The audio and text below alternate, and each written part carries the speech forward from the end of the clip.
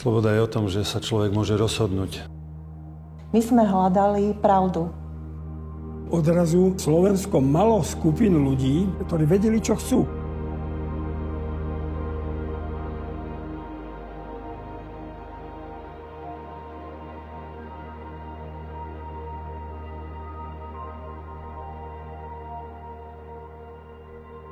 Tak, priatelia, zišli sme sa tu v takej zvláštnej zostave. Sú tu mladí ľudia, ale aj tí, ktorí už niečo zažili. Ľudka Tolarovičová, priama účastníčka marcového protestu alebo zhromaždenia v roku 1988, keď bola sviečková manifestácia. František Mikloško, priamy účastník novembrových protestov tu v Bratislave, ale aj v Prahe počas Nežnej revolúcie. Je tu mladá generácia tých, ktorí majú určite mnohé otázky pre tých, ktorí kreovali našu históriu a pozeráme sa na to aj s takou nádejou, že poučíme sa a budeme múdrejší, lepší a schopnejší kreovať to, čo nás dnes tvorí. Ako na to pozeráte? Tak pre mňa je november 89 v skratke taký bod zlomu, odkedy máme slobodu, máme demokraciu, máme právny štát a vnímam to ako veľmi dôležitý rok, dôležitý milník, ale zároveň mi tak trošku chýbajú nejaké také vedomosti o osobných skúsenostiach ľudí, ktorí to zažili na vlastnej koži. A my sme to nezažili na vlastnej koži a dokonca sme sa k tomu častokrát nedostali ani na dejepise, keďže je to moderná história. A tak som rád, že môžem počúvať ľudí, ktorí tam boli a zažili to na vlastnú kožu. Pre mňa je možno ten november 89 aj viacej o osobných príbehoch niektorých ľudí z mojej rodiny, takže ten príbeh akoby je pre mňa taký sentimentálny možno, lebo je viac taký rodinný, osobný. Ale zároveň ten sentiment je spojený aj s tým, že je to vlastne taký svetlý bod slovenskej histórii, ku ktorému sa tak rada ako keby spätne vraciam, že to, na čom je dnes založený náš štát, je niečo dobré, niečo pozitívne, niečo, na čo môžeme byť ako národ hrdí. Pre mňa je to asi taká skôr iba predstava, lebo tiež nemám o tom veľa informácií, skôr len také občas útržky. A veľmi to vo mne evokuje možno takú novú nádej, ktorú ste možno vtedy prežívali a taký nový začiatok. Asi toľko. A vy ste vlastne v akej roli boli vtedy, v tom novembri, alebo aj celkovo v tom roku 89? Ja by som ešte najskôr povedal, Jonathan Sacks, taký bývalý a vážny britský rabín, hlavný rabín, v jednej svojej knihe si položil otázku, čo zachránilo Židov, že oni dokázali 2000 rokov v diaspore prežiť a podržali si tú židovskú identitu a podržali si vedomie, že oni sú židovský národ. A on si odpovedal, že 3 veci. Rodina, pamäť a vzdelanosť. A teda, ak to platí pre Židov v diaspore, tak to platí asi pre každý národ, že pokiaľ si nezachováme pamäť, tak potiaľ budeme takými bezdomovcami, ktorí nevedia, odkiaľ prišli, prečo sú tu a kam kráčajú. Takže táto diskusia je veľmi, veľmi dobrá a má veľký význam, pretože november 89, ktorého teraz 35. výročie si pripomíname, je absolútne zlomový bod v našich dejinách. Je to bolo to najväčšie také celonárodné vzopätie. Áno, veď boli tu povstania v 19. storočí, 44. a tak ďalej, ale toto akoby povstalo celé Slovensko. Celé Slovensko zase vykríklo, že chceme nejaký iný nový život. A ja si myslím, že vlastne november 89 je východiskom celých našich budúcich demokratických, by som povedal, dejín. Lenže ešte pred novembrom 89 bol 25. marec roku 1988 a sviečková manifestácia.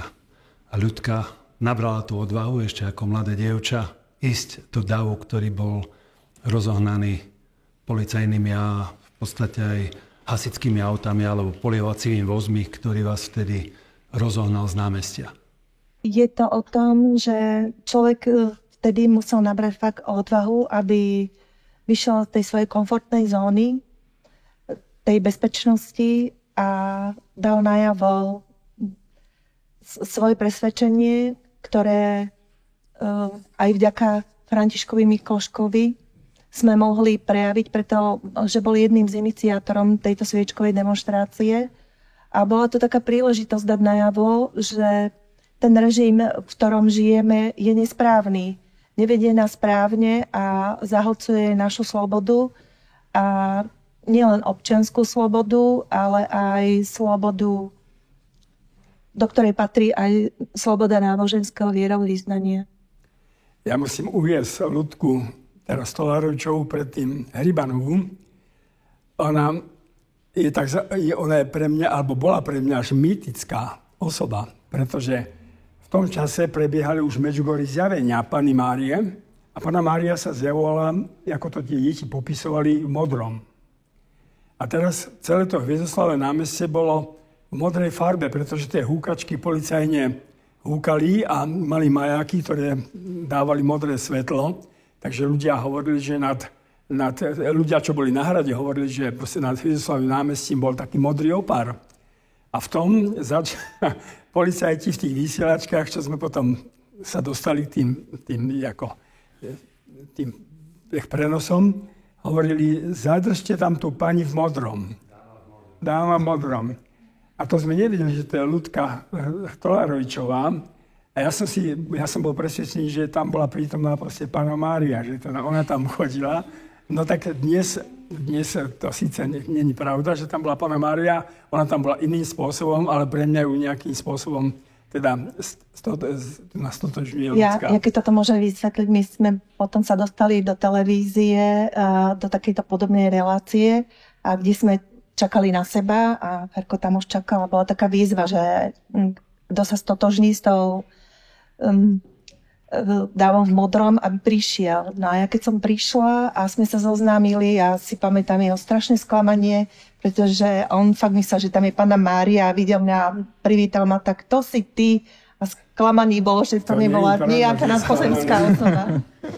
No ale dobre, že spomíname ten 25. marec, lebo tam si treba uvedomiť jednu vec, ktorá sa týka aj novemberových udalostí. Že na Slovensku najsilnejší bol ten kresťanský disent.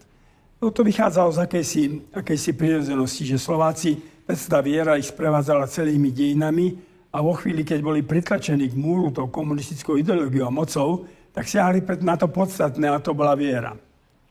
No, ale tak nás viedli v tých štruktúrách, kde bol pán biskup Korec, tajný biskup Vladeuk Silvo Krčmári, že aby sme nešli do politiky, pretože okamžite nás obvinia z nejakého klerofašizmu alebo politického klerikalizmu, ktorý sa viazal teda na obdobie vojnovej Slovenskej republiky, pretože prezidentom bol kňaz a v sneme bolo viacero kňazov zastúpených a tak ďalej. Čiže prišiel november 89 a ja tu musím skromne povedať, že vlastne my sme pri tom celkovaní neboli. Jednak teda Ján Čarnogórsky bol vo väzení a my sme sa sústredili na jeho teda vyslobodenie, alebo aby sa dostal na slobodu. Ale jednak teda v tých chvíľach naozaj boli kľúčové tie postavy toho ochranárskeho, by som povedal, hnutia, aj intelektuálov. Ale to je... A potom ja si pamätám, keď bol generálny štrajk, tak ma oslovil Ján Budaj, že na mňa dlhšie myslí, že aby som prišiel do koordinačného výboru, aby som zastupoval tajnú cirkev. A tak som potom už bol súčasťou toho až vlastne do dnešných dní. Ale to je kľúčová vec a to si musíme uvedomiť, že v tom 89. odrazu proste Slovensko malo skupinu ľudí, ktorí vedeli, čo chcú. Keď si zoberieme tých 12 bodov, ktoré tam bolo predostretých, to je 12 bodov demokratickej predstavy o živote krajiny, o štáte. Čiže napriek 40 rokom komunizmu my sme nikdy neprestali byť slobodnou krajinou. Boli sme ňou vnútorne a v tom 89. sme sa naozaj spokojne mohli pozrieť do očí demokratického západu, lebo boli sme tu a boli sme pripravení proste prevziať zodpovednosť. V Čechách to bola Charta 77. Čiže áno, boli to intelektuáli, boli to ochranári, ktorí v tej chvíli išli v prvej línii na tie tribúny, na barikády. Môžem sa ešte spýtať, vrátil by som sa k tej žene v modrom, lebo pre mňa je to neznámy príbeh, ale že teda, či by ste mohli priblížiť ten príbeh a prečo práve vás chceli chytiť? Áno, je to neznámy príbeh, ale je to príbeh, ktorý rok predtým rozštartoval presne túto nežnú revolúciu, kedy už konečne došlo aj zvrhnutiu toho režimu.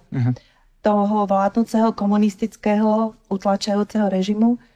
A paradoxne aj toto je veľká téma. Nežná revolúcia, ale v tých školských osnovách stále nie je dostatočne uchopená. A aby sme si tak ako uvedomili, že čo sa vtedy dokázalo po tých 40 rokoch takého utlmovania tej slobody a slobody prejavu. A toto bol taký prvý, by som povedala, ako taký výstrel, ktorý ako keby bol taký tester toho, že čo tá odvaha a tie spoločné síly ľudí dokážu, a keď sa vzoprujú proti režimu a zistilo sa, že vlastne ten režim sa tohoto bojí. Že aj tých 40 rokov utlačania, predsa aj tá túžba po slobode je vždy viac a to nás spojilo a vtedy, to som rada, že ste tu vy mladí, lebo tá mladosť má taký entuziasmus, odvahu a chce niečo dokázať vždy.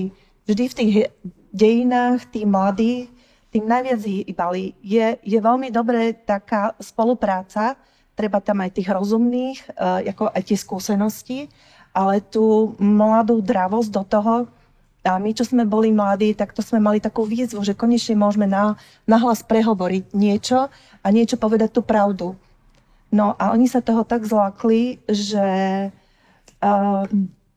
pustili na nás vodné dela, rozháňali nás, vyhrážali sa nám a zatýkali nás. Ja som bola tiež jedna z tých zatknutých. A mám ešte takú, by som povedala, takú jednu pikantnú epizódu z toho môjho zatýkania, z toho, že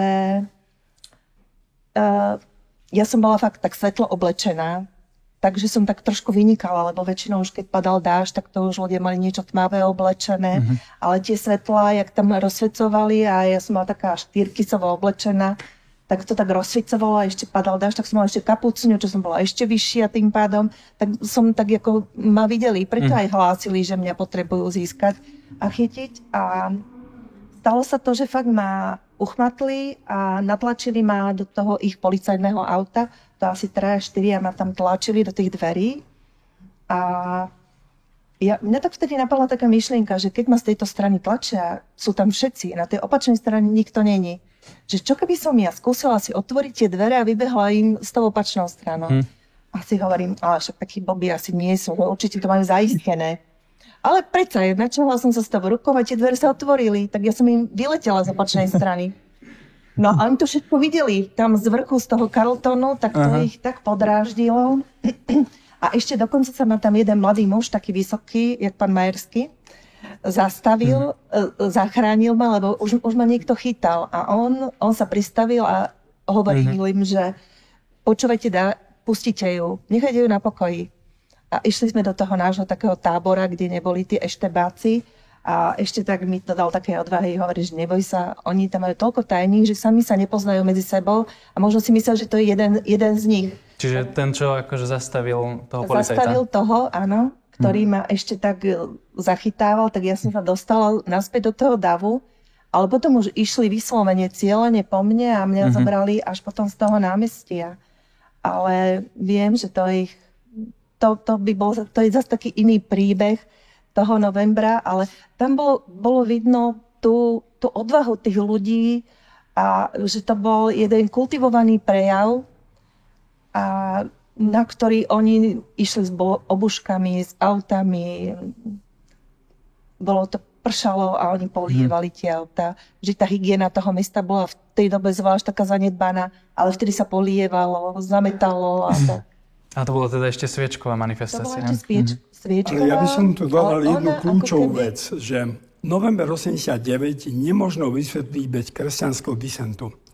Totiž tu boli dve udalosti, ktoré dali charakter celému novembru 89. To bol rok 1985, keď bolo 1100 rokov smrti svätého Metoda a na Velehrade sa nás zišlo snáď 150 000, možno aj 200 000. A oni chceli zmeniť tie slávnosti, teda svätú omšu na pamiatku svätého Metoda, chceli zmeniť na mierové slávnosti.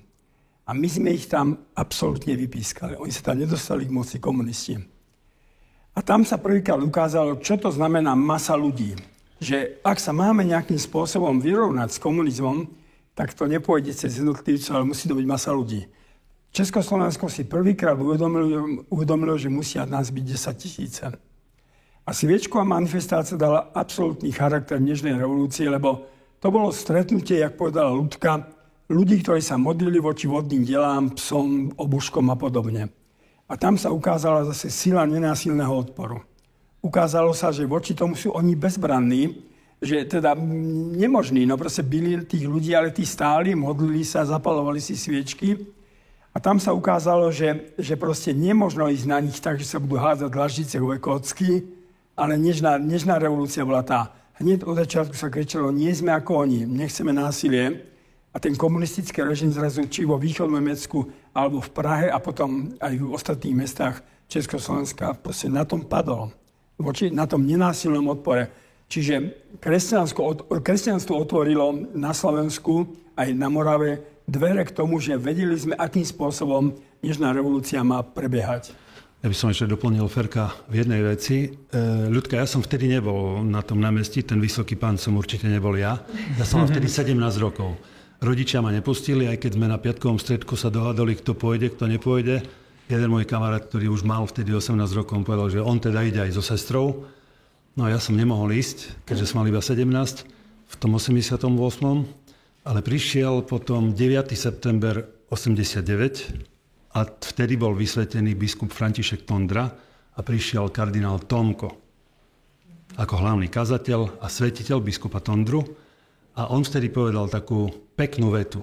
Bola to totalita, ešte pripomínam, bolo to 2 mesiace pred dnešnou revolúciou a povedal, nad Tatrami sa rozjasnilo. A to vtedy bola taká nádej v tej katedrále a vlastne aj pred katedrálou, lebo všade boli rozmiestnené televízory. Tí ľudia sa nevošli do katedrály, keď bola tá svätá omša, keď svetili biskupa už nebohého Františka Tondru. A naozaj to bol taký náboj pre tých ľudí. Ja si myslím, že aj impuls tých slov kardinála Tomka, tiež nebového, bol ten, že 2 mesiace na to prišiel november a s tým sa spája jeden taký môj osobný príbeh. Ja som vtedy pracoval v levodských strojárniach. Mal som kamaráta zo Stredka, ktorý študoval na Karlovej univerzite v Prahe a on nám vždy v piatok nosil letáky, že sa niečo chystá. Tak ja samozrejme mladý odvážny chlapec, ktorý už som mal 18 rokov, som tie letáky priniesol do práce, položil som ich tam na stôl, teraz chlapi to začali čítať a so strachom povedali, si ty normálny, okamžite to z toho stola. Ja som to dal dole a vravím, že čo sa bojíte, však ide zmena, padnú komunisti. Jak komunisti padnú? Komunisti nemôžu padnúť. Áno, však v Prahe už sú tie študentské protesty, že jak v telke nič nebolo, žiadne protesty nie sú. A ja som im cyklostylom donesol tie materiály. Oni tomu nerozumeli vôbec, že čo to rozprávam. A fakt ono to prichádzalo na Slovensko neskôr, vždy s oneskorením. No a vtedy som si spomenul, že tie aktivity predtým, o ktorých budem rozprávať neskôr, a tiež sme boli mladí, možno viac odvážni, ako vy teraz mladí ľudia, že tá odvaha to patrí k životu. Koniec koncov, keď prišiel aj Jan Pavol II do Levoče v 95. Teraz bude výročie, 30. Vtedy povedal tie slova, že nebojte sa. Toto by nás malo poháňať k novým rozhodnutiam aj v živote, ale aj v politike.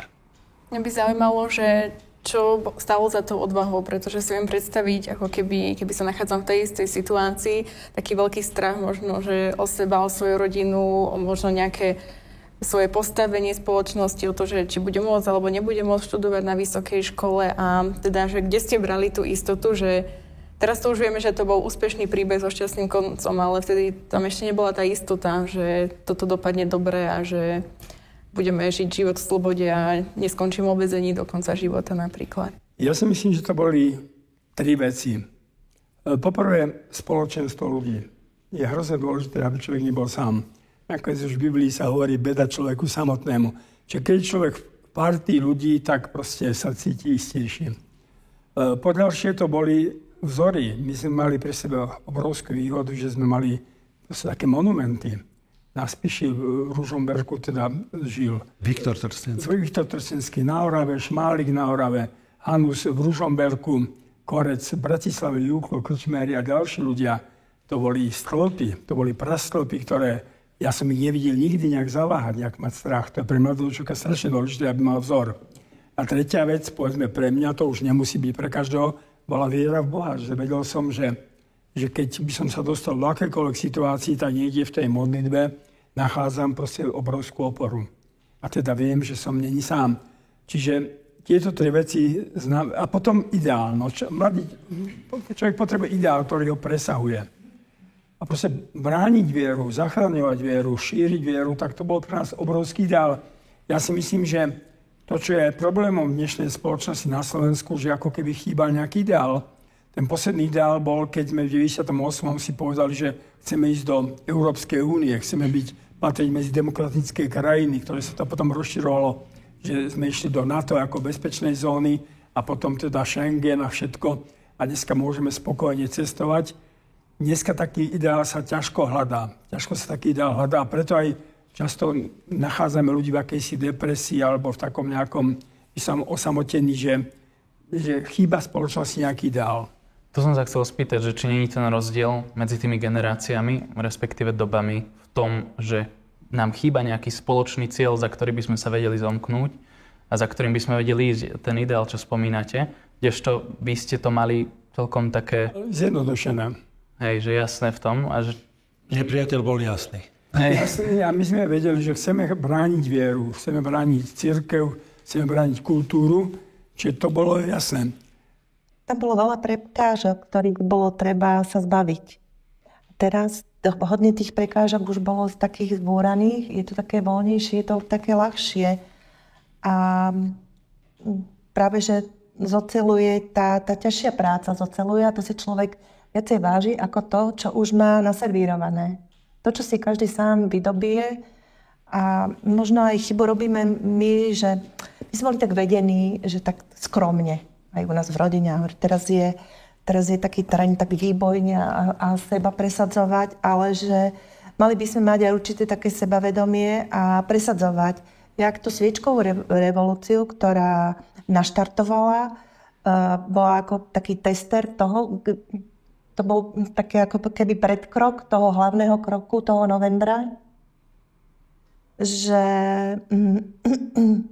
tú odvahu ísť dopredu, ale jak som hovorila, musel človek zariskovať. Tak ste hovorili, že kde sme brali tú istotu. No nemali sme tú istotu, ale tým, že sme boli mladí, my sme ešte tú istotu ani tak nehľadali. My sme hľadali pravdu. Pravdu a spravodlivosť. Pravda, Ferko? Áno, samozrejme. A to bolo tá naša viera nás v tom také akože povzbudzala, sme mali aj toho Pána Boha za sebou. A potom to nasledovalo ďalej a vtedy sa ako veľa robilo, len treba zase mať aj takú kontrolu, že aby sa to správne robilo, lebo zase častokrát mnohí politici tej doby a mnohí ľudia si zmierili demokraciu s anarchiou.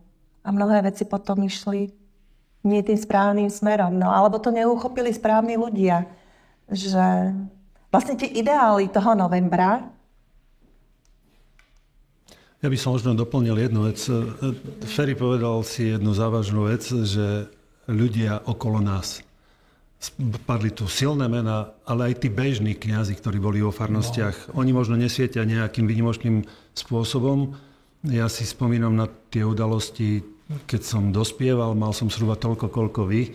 A bola ešte totalita a už sa pripravoval ten november 89, v Levoči boli Salesiáni, ale boli to tajní kňazi, ktorí mali domček, tam sa stretávali mladí ľudia, hrali ping-pong, popri tom nám bolo vysvetľované Božie slovo a debatovali, tvorili sme naozaj veľmi dobrú partiu, dodnes sa poznáme s týmito chalanmi a tam sme boli povzbudzovaní aj k tej odvahe, to slovo tu už viackrát padlo, ale bolo nám aj povedané niečo o skromnosti, že aj dnes, ja ako predseda KDH nemôžem povedať, že my vlastníme pravdu, ale snažíme sa ju úprimne hľadať, to je ten hlavný atribút. Nemôže niekto povedať, že toto je pravda a hotovo. Žijeme dobu, ktorá je možno tak relativizovaná, že môj názor je to, čo je považované za pravdu. No pozor, nemôže názor niekoho byť už považovaný za pravdu a toho čoho sa máme držať. A keď sa vrátim tých 35 rokov späť, tak tá odvaha nás vtedy kreovala aj preto, že sme boli obklopení dobrými ľuďmi, múdrymi ľuďmi, aj skromnými ľuďmi, ale aj preto, že mali sme tú mladickú takú ako keby odvahu alebo schopnosť ísť dopredu. A spomínam si aj na také veci, keď sa napríklad rekonštruovala Mariánska hora počas totality, čo nebolo možné. My sme chodili pracovať po nociach, aby ráno všetko vyzeralo tak, že sa tam nič nerobilo. Ráno sme išli do školy riadne, v noci sme pracovali. Proste to boli až také dobrodružné časy, keď si na to spomínam dnes s kamarátmi, keď už sedíme pri káve alebo niekedy aj pri pive, že ty si pamätáš, čo sme vtedy riskovali?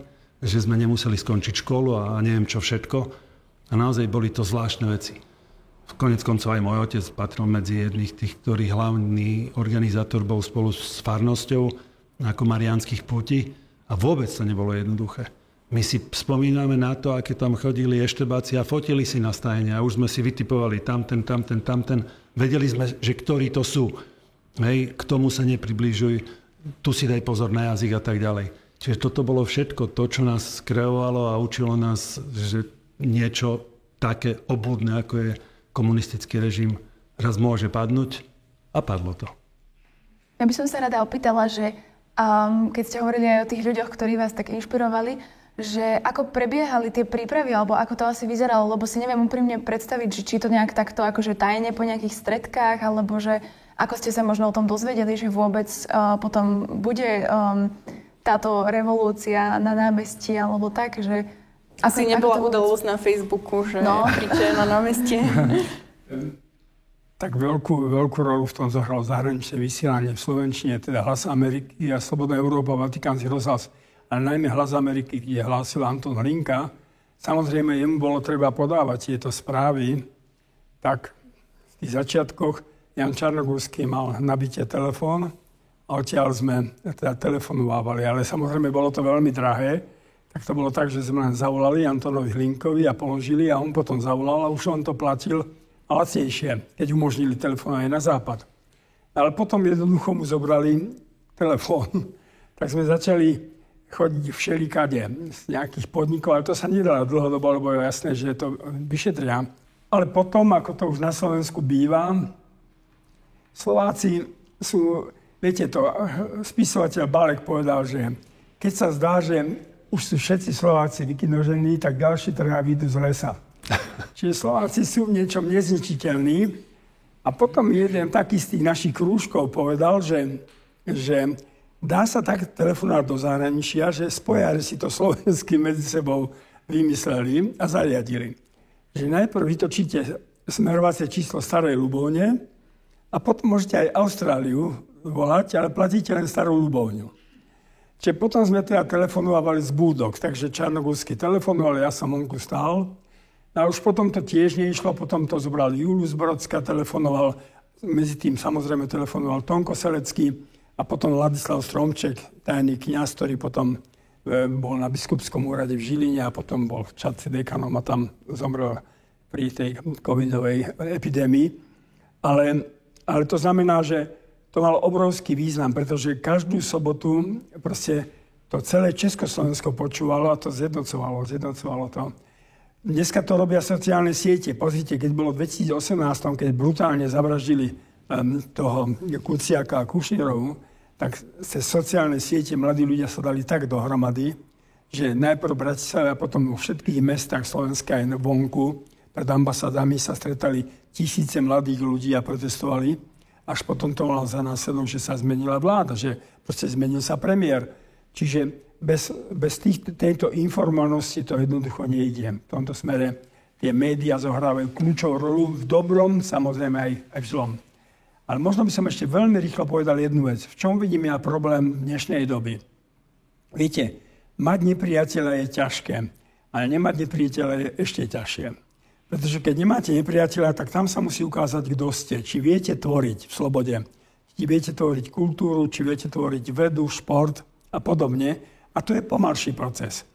A preto vidíte aj, že dnes povedzme, že stále niektoré stranické kruhy potrebujú mať nejakého nepriateľa, lebo nie sú schopné tvoriť. Čiže toto je naša, podľa mňa, najväčšia výzva, aby sme si povedali, že dneska prišiel čas na Slovensku, kedy musíme tvoriť nejakú kultúru, nejakú vzdelanosť, nejakú ekonomickú, by som povedal, úroveň, aby si nás iné národy vážili. My musíme mať v sebe dve dimenzie, povedal by som, dve totožnosti, a to je slovenská, ktorá vychádza zo slovenských koreňov, tradícií a proste z toho všetkoho, kto sme a čo sme, ale zároveň európska, aby sme sa vedeli konfrontovať v dobrom slova zmysle s európskymi národmi, so všetkými, tak ako Európa bola, ako existuje v tých dvoch plúcach. To s tým ja mám najmenší problém. Čiže áno, našim najväčším problémom je, aby sme sa naučili žiť v slobode a v tej slobode dokázali niečo tvoriť. V tomto smere sme to my mali ľahšie, to poviem otvorene, lebo sme mali toho nepriateľa jasného, ktorý chcel zničiť cirkev, aj kultúru, no tak sme úplne jasne vedeli, čo máme robiť. By som takému praktickému na to otázku ešte. Môj brat študoval na stavebnej fakulte a Bratislava je také centrum Slovenska. Tu už sa o všetkom vedelo, to išlo, už to bolo rozbehnuté. Ale ten východ ešte nie. Tak oni, tí študenti, dostali taký priestor, dostali vlaky, a išli tými vlakmi na východ a po tých školách. Vieš, že brat prišiel do Prešova, potom išiel ešte do Košíc. A tam hovorí, že tam to vtedy ešte bol v tom novembri, ten začiatok, že to bolo také, že tam sa ešte učili, lebo presne, tá informovanosť nebola taká. Televízia ešte stále šlapala po starom. Takže oni ako študenti išli tými vlakmi a prišli na ten internát a hovoria, a vy tu nič, vy neviete, čo sa deje, toto a toto, a že už ich tak zobúzali, burcovali a potom išli do tých Košíc, že aj takto, že takže vystúpili, jak sa povie, z tej komfortnej zóny a išli a museli to fyzicky. Dnes sa to dá aj inakšie, ale to fyzično vždy asi treba, lebo keď si to človek na vlastnej koži nezažije, tak je to také oveľa ľahšie, ako z domu, keď sedíte a prepošlete nejaký taký odkaz. No, to je presne to. Nebol ani Facebook, neboli ani e-maily. Proste boli sme odkazaní iba na to, čo nám povedala Slobodná Európa, Hlas Ameriky a Vatikánske noviny, alebo Vatikánsky rozhlas. Aj to bolo rušené? Aj to bolo častokrát rušené, presne tak. Ale zaujímavé na tom všetkom je, že tak, ako som spomínal tú prvú epizódu toho kamaráta z Karlovej univerzity, ktorý nám nosil, dokonca to bolo skôr ešte ako v Bratislave, hej, tak zrazu na východe v Levoči sme už vedeli, že niečo sa hýbe, niečo sa deje. A vďaka aj tomu, že sme boli podporovaní tými odvážnymi kňazmi, ktorí nás proste v tomto podporovali, tak sme boli možno aj my odvážnejší. Len ja si spomínam ešte na také udalosti, že vtedy sa nedalo ani nič vytlačiť, nie že nebola sociálna sieť. Ale ani knihy nemohli byť tlačené, zvlášť náboženské a politického charakteru, o demokratických veciach niečo. Ale vždy, keď vydal Jan Pavol II encykliku, tak sa vytlačila tajným spôsobom na biskupskom úrade, kde nebol biskup, ale bola to iba budova, kde boli kňazi, cez cyklostyl. A my sme po nociach chodili to skladať. Za odmenu bolo, že som si jednu mohol zobrať. To bola ako odmena na nezaplatenie. A znovu, to už bolo také, že otec po omši povedal, poď, ideme. Ja som nevedel, kde, iba sme sadli do auta, vystúpili sme na biskupskom úrade. A potom sa to už pravidelne opakovalo, že som vedel, kam ideme a čo ideme robiť. A že to nie je nič, s čím sa môžem na druhý deň v škole pochváliť. To mi bolo jasné. Lebo sankcie za to mohli byť naozaj veľmi kruté a tvrdé. A tak odvaha musí sprevádzať aj dnes. A toto si povedal dobre, Ferry, že sú politici, ktorí sú úspešní iba vďaka konfliktu. Ale my nemôžeme žiť z konfliktu.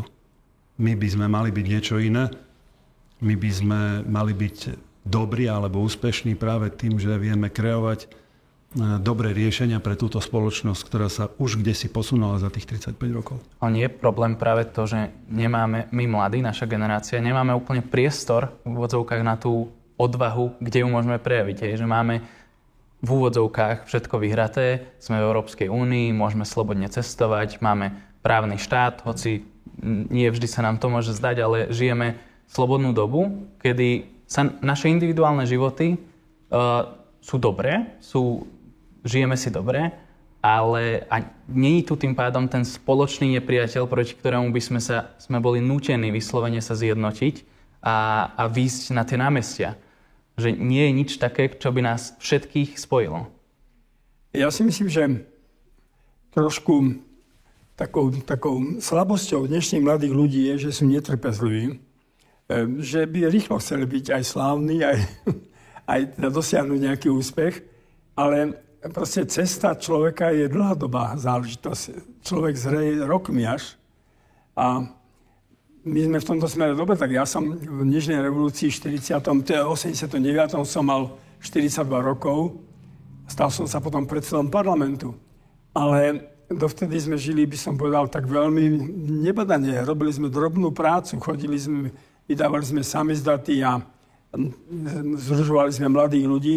Čiže tá trpezlivosť je hrozne dôležitá, ktorá potom vás povedia akousi cestou, lebo keď ste trpezliví a chcete niečo, tak potom život vám prináša tie možnosti, na ktoré vy môžete odpovedať. Kladne alebo zápor. Nejaké odpovedáte kladne, tak tam aj rastiete, aj tam aj idete ďalej. Čiže ja si myslím, že len uveriť nejak tomu svojmu nejakému vnútornému hlasu, že toto je asi moja cesta a za to by som mal ísť a potom už viete, tak sa hovorí, že aký išiel, takú našiel. No proste ako ste vnútorne nastavení, tak potom vám prichádzajú nielen ľudia, ale aj príležitosti, na ktoré vy ste disponovaní, aby ste odpovedali. Čiže mať tú odvahu a mať trpezlivosť na tú dlhšiu cestu. Zrenie človeka je proste dlhá cesta. Ale aj pre mladých mám návody na to, ako byť odvážny a dosiahnuť nejaký úspech. Ja si spomínam, je to síce už viac ako 10 rokov, ale keď som bol primátorom Levoče, tak prišli za mnou mladí ľudia, že chcú pomáhať, chcú byť aktívni. Viem, dobre, poďte. Mám priestor, mali sme zhruba raz za 2 mesiace raňajky s primátorom a vymysleli sme takú aktivitu, že rozhodli sme sa spolu s mladými, pripomínam, mládežnícky parlament, zrušiť hazard.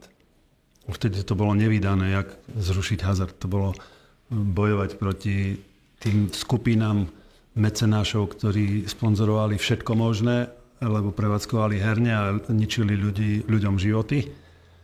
A nám sa to podarilo. Mladí ľudia zobrali do svojich rúk pod mojou gestiou petíciu a naozaj sa im podaril jeden veľký kúsok a keď som končil ako primátor, sa nám pýtali, že čo pokladáte za najväčší úspech. Každý si myslel, že poviem, že sme postavili zimný štadión, cesty, chodníky a škôlky a školy sme opravili. Nie, ja som povedal, to, že sme zrušili hazard. To bolo väčším požehnaním a dobrom pre mesto, ako všetky tie ostatné veci. Lebo toto ostatné sa nám pridá. Ale toto bolo to dôležitejšie. Mňa by tak zaujímalo, že už keby prejdem priamo k tomu novembru, že ako to tak prebiehalo, alebo z takej vašej osobnej skúsenosti, že kde ste boli, či ste boli vtedy študentmi, alebo že ako to vyzeralo práve akoby vašimi očami? Teraz slávime 35. výročie novembra a je možno dobre povedať tieto veci. Samozrejme, všetky udalosti vždy v nejakej krajine začínajú väčšinou, by som povedal, v hlavných mestách. Lebo tak predsa je tam najskoncentrovanejšia akási elita národa, aj mozgových trastov a podobne. No, či aj teraz novembrové udalosti začali v Prahe, ale veľmi kľúčovú rolu v tom zohralo Slovensko, v celom tom ďalšom vývoji. Pretože tu bola jedna skúsenosť z roku 1968. V januári 1968 začala Pražská jar a vtedy v Prahe intelektuáli, spisovatelia, ale aj politici, ako Smrkovský, ktorý sa stal predseda Federálneho zhromaždenia, Národného zhromaždenia, proste to svojím spôsobom, teda nazvime to, túrovali, že teda išli dopredu, lebo videli proste zrazu obrovskú možnosť. Ale potom prišli sovietské vojska 21. augusta, respektíve vojska Varšavskej zmluvy a nastal z toho obrovský šok. A Češi, Praha, túto skúsenosť toho šoku, že keď to veľmi urýchlovali, že to môže dopadnúť zle, boli zaťažení v tých novembrových dňoch. Slováci sme neboli zaťažení. Tu na slovenská televízia prvá otvorila možnosť, že do československého vysielania sa proste vstúpilo tými dialógmi medzi predstaviteľmi komunistov a mladými ľuďmi a revolucionármi. Slovenská televízia prvá dala ako meeting v Bratislave, dala do priameho vysielania. To mal obrovský význam. V tom odrazu vystúpil Ľubo Feldek a povedal, že ja som komunista, dnes skladám legitimáciu a hovorím, že dokiaľ bude v ústave vedúca úloha komunistickej strany, to nemá tu nič význam. Toto treba zrušiť. Išli sme s tým do Prahy, Češi hovorili, heslo dňa je sklidni tempo. Mali tu skúsenosť 68. Nie, my sme vyhlásili, že ideme do generálneho štrajku, ak nezrušia. A tam sa udiala znovu neuveriteľná vec. 26. novembra zasadal ústredný výbor Komunistickej strany Slovenska, teda celoslovenska. A ja počúvam nad ránom správu, že ústredný výbor Komunistickej strany Slovenska prijal uznesenie, že treba zrušiť vedúcu úlohu Komunistickej strany z ústavy. A hneď na to 3 dní, 26. bol teda generálny štrajk a už sa s tým išlo. A hneď ten týždeň federálne zhromaždenie prijalo proste zrušenie ústavného článku. A už to išlo. Už potom to šla nová vláda, 10. decembra už bol zvolený Václav Havel. Čiže ten prielom práve priniesla tá slovenská odvaha. Tá nezaťaženosť tým, že máme tu skúsenosť, že sme to niekde prehnali, išli do toho a to zohralo v tých chvíľach kľúčovú rolu. Čiže to bolo, ja si pamätám, prišiel do divadla Václav Havel a práve dávali správy v televízii, že bola zrušená vedúca úloha strany. To bolo v Starom národnom divadle. No to divadlo vtedy, ja som myslel, že padne celé divadlo. Tam nastal taký rachot, taký krik a dúpanie a výskanie. A Václav Havel tedy ešte tak povedal, že to je úžasné, ako to vy prežívate, že my sme takí chladnejší v Čechách, my sme viac takí rozumoví a že tuto má tú správnu spontanitu. Čiže to boli okamžiky, kedy sa to menilo z minúty na minútu a často rozhodovali jeden človek alebo viacerí ľudia, ktorí to kam si posunuli. Čiže to je to tajomstvo povedať pravé slovo v pravú chvíľu. To bola aj sviečková manifestácia. Dozrel okamžik na to, že sme povedali poďme na námestie a tí ľudia z celého Slovenska prišli. Čiže toto je múdrosť prorokov, ale to teraz nechcem hovoriť, že vedia pravú chvíľu vysloviť to pravé slovo. Keď dozrie čas. V Biblii je taký výraz plnosť času. Čo sme robili? Ja som bol, a už to teraz tretíkrát hovorím, zhruba taký starý, mladý ako vy, nie starý, taký mladý ako vy. A vtedy som s hrdosťou zobral československú vlajku. Bol generálny štrajk a sa išlo v každom jednom meste protestovať, štrajkovať, keďže bol generálny.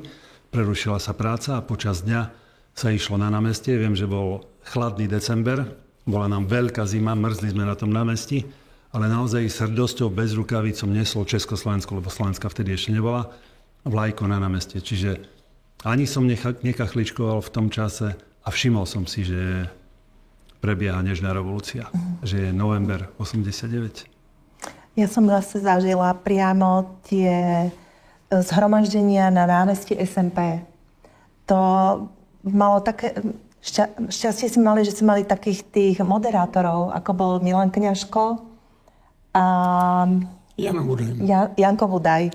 Oni, aj tá charizma toho Budaja, tej jeho čiapky, takisto ten taký symbol a zase to umenie tej reči a Kňažka a vybraní boli takí hostia na to pódium, ktorí nás vždy vedeli povzbudiť a nabiť a osobnosti. Malo to úžasný taký scenár, ktorý sa určite len tak na kolene vyrábal, alebo bol spontánny a vždy to každého tak chytil. Dotiahli tam Petra Dvorského, ktorý zaspieval.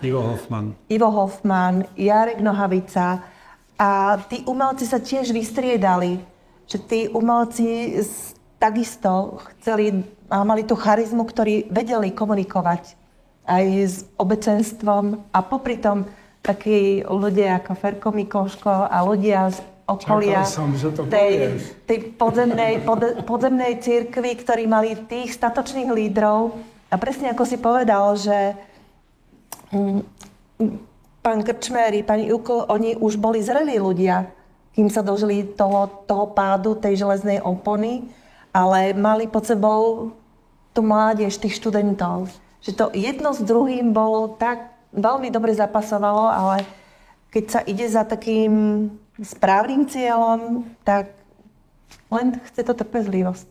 Ja by som sa rád spýtal, vnímali ste v tých dňoch, že naozaj ten komunizmus spadne, alebo to bolo celé otvorené a rátali ste s možnosťou, že budú potom, budete trestaní a znovu sa to celé začne? V tých prvých chvíľach to nebolo jasné, že komunizmus spadne. Nakoniec, keď Dubček prišiel do Prahy, všetci kričali Dubček na hrad, lebo si mysleli, že sa vraciame do 68. alebo 9. a bude to pokračovanie socializmu s ľudskou tvárou. Ale potom v jednej chvíli sa ukázalo, že komunizmus padá. Potom, čo zrušili vedúcu úlohu strany, čo bola zmena vlády, čo sa stal prezidentom Václav Havel. A pre mňa to bol ten moment, ktorý ma poznačil a poznačí už navždy. To bol ten okamžik, keď ja som si uvedomil, že zrazu, to bolo po voľbe prezidenta republiky, že zrazu som slobodný, že tu prišla sloboda, že ja nemusím sa báť, že pôjdem na výsluch, že ma zavrú a podobne. A to hovoria aj niektorí takí akoby duchovní otcovia, že zrazu zažijete nejaký existenciálny zážitok, ktorý vám potom úplne zmení život, vás úplne ináč nasmeruje. A ja som teda to, čo som zažil v tom novembri 89, ja už potom v tom decembri, že proste som si zamiloval slobodu, že som ju tak prežil, tak som si ju vychutnal po tých 40 rokoch komunizmu, že už by si ju nechcem nikým nechať zobrať. Že proste poznám krásu tej slobody. Ale rodilo sa to len pomaly. Mne hovoril Peter Pitár, že keď rokovali s tým Adamcom, predsedom vlády, že až vo vzduchu bolo vidieť, jak oni nevedia na čele s Havlom, čo ešte môžu žiadať. Adamec nevedel, čo im ešte môže proste povoliť. Čakali, čo urobia sovietské vojska a čo povie Moskva. Ale vo chvíli, keď sa ukázalo, že Moskva to púšťa, proste... Ale to je kľúčová vec, že vtedy boli pripravení ľudia. Ľudia, ktorí 20 rokov boli v ústraní, perzekovaní, vo väzení, ale zrazu pravú chvíľu boli na mieste, kde mali byť.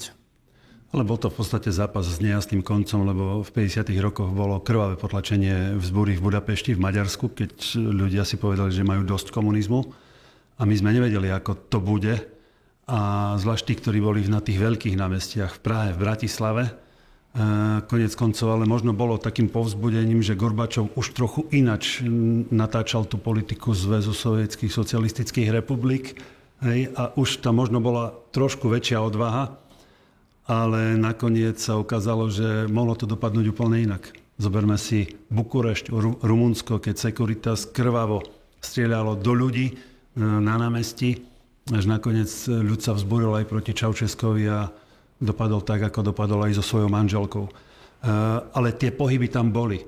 Pohyby boli aj tým, že v podstate Nemci z tej komunistickej časti Nemecka unikali cez Prahu, Slovensko, Maďarsko do západného Berlína. Čiže aj tá cesta sa už ukazovala, že naozaj my sme videli a sledovali, že ten domček komunizmu je v podstate naozaj domček na piesku, ktorý sa postupne rúca. Lebo ľudia mali odvahu.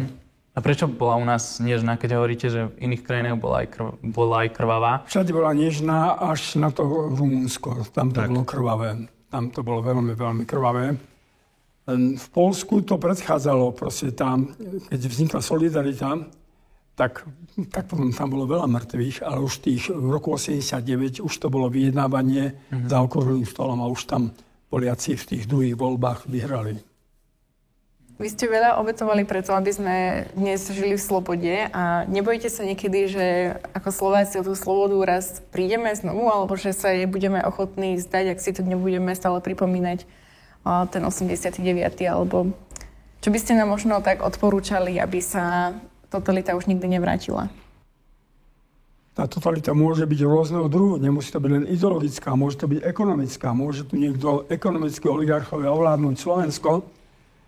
Proste zamilovať si tú slobodu, dávať sa dohromady a povedať si, že sloboda je najväčší dar Boží. To nie je výmysel ľudí, to je najväčší dar Boží a proste za túto slobodu človek sa stáva vtedy tým krásnym tvorom, keď je slobodný a keď sa v tej slobode rozhodne pre zodpovedné správanie. Zamilovať si slobodu. Sloboda je o tom, že sa človek môže rozhodnúť sám, dobrovoľne, pre viaceré možnosti. Ak nie sú možnosti, tak to nemôže byť sloboda, lebo je iba jedna možnosť a musím ju vykonať. Ale sloboda je tá možno osobná, personálna, keď človek dokáže byť slobodný aj v totalitnom režime. Lebo je zameraný aj na Boha a na svoj slobodný svet, ale potom to, čo nás obklopuje z toho možno politického hľadiska, v zmysle demokracie, lebo zatiaľ nič lepšie nie je vymyslené a možno, že rokmi vymyslíme nejaký lepší systém, ale tá demokracia, ku ktorému smeroval november 89, tu na Slovensku a v Čechách, bolo to, k čomu sme sa chceli dopracovať. V tom momente a som presvedčený, že to nie je trvalý stav. Treba na tom pracovať, vylepšovať to, lebo ako náhle prestaneme na tom pracovať, tak ono to bude upadať, až od toho prídeme. O slobodu sa dá naozaj veľmi ľahko prísť a pohruží nás a uchmatne si nás iná totalita, o ktorej ani nemusíme vedieť a možno my sami si ju vyberieme. Práve preto treba pracovať na slobode, aby sme aj ostali my ako ľudia slobodní.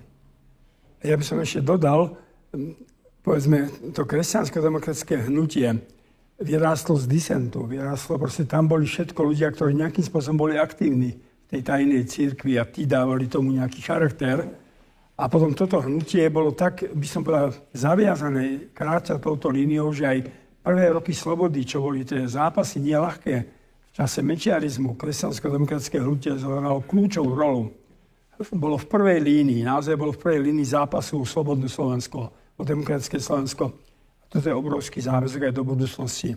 Aby sme boli slobodní, aby sme vedeli v slobode tolerantne, by som povedal, pristupovať aj k druhým, a aby sme boli nositeľmi tej slobody. Mňa by ešte zaujímala taká úplná drobnosť, ale neviem akože si to vysvetliť, že prečo sviečková manifestácia bola sviečková, asi kvôli sviečkám, ale že čo bol ten symbol a takisto aj tie kľúče, že čo bolo, akoby v čom spočíval ten symbol, že sa napríklad štrngalo kľúčami? Lebo to nám nebolo asi úplne nikdy ani vysvetlené. Tá sviečka vznikla veľmi z jednoduchého dôvodu a nakoniec sa ukázala ako prorocká, lebo sme vedeli, že tam nebude môcť nikto vystúpiť s nejakým prejavom, tak ho hneď kmartnú. Ani s transparentom. Ani transparentom. No tak sme povedali, že sa prihlásime tomu, že zapálením sviečky. No a to sa ukázalo ako prorocké, že vlastne to bolo, povedal by som, že znamenie už vzkrieseného Krista, znamenie slobody je sviečka, znamenie nádeje. Takže z tej potreby vznikol zrazu prorocký symbol. Na kľúčiky tak nebolo ničím iným zvoniť. No proste sme zvonili ako umierači komunizmu. Takže to bol skôr taký akože symbol toho zjednotenia, že akoby keď všetci zapálili sviečku, tak nejaký ten áno, ten, niečo spoločné. Áno, ten, kto zapálil sviečku, sa prihlásil k tým ideám. Áno. A do tej komunity, že my sme spolu... Ako taký podpis. Áno, ako taký podpis, lebo presne ako povedal Ferko, si to uvedomili, že keď ide sa, dneska keď sa demonstruje, tak sú transparenty, sú tam heslá. Ale vtedy nebola sloboda prejavu. A ten, kto by mal tam nejaký transparent, tak hneď ho cvaknú a není. A potom čo, tak nemohli, chytali nás všetky. Vy ste nemali transparent aj tak vás chytili. Áno, chytali nás. Potom, jak nás vyšetrovali, to si pamätám, prehliadka osobných vecí a tam mali takého spolupracovníka eštebáka, čo mi buchol do tej sviečky a mi ju zlomil. No a mala som ju v batohu a keď mi robili osobnú prehliadku, vytiahli tú sviečku, to, že a toto čo je, na čo vám to bolo? Že tá sviečka, že boli takí, brali to ako taký korpus delikty. Ono to, ale mal to každý. V tom 88. roku to malo taký dvojitý charakter a tá tretia boj za slobodu sa pridružila v tej väčšej sile. Totiž bol 25. marec. To je deň počatého života. Hej, to je 9 mesiacov pred sviatkami narodenia Krista. A potom bol aj Zelený štvrtok, čo je ďalší taký symbol niečoho veľkého a to je symbol nádeje. A toto znásobilo tú odvahu v tých ľuďoch, že proste jednoducho išli na to námestie a povedali, aj keď možno tichým spôsobom, čo niekedy je také symbolické, že ticho kričí silnejšie ako slova.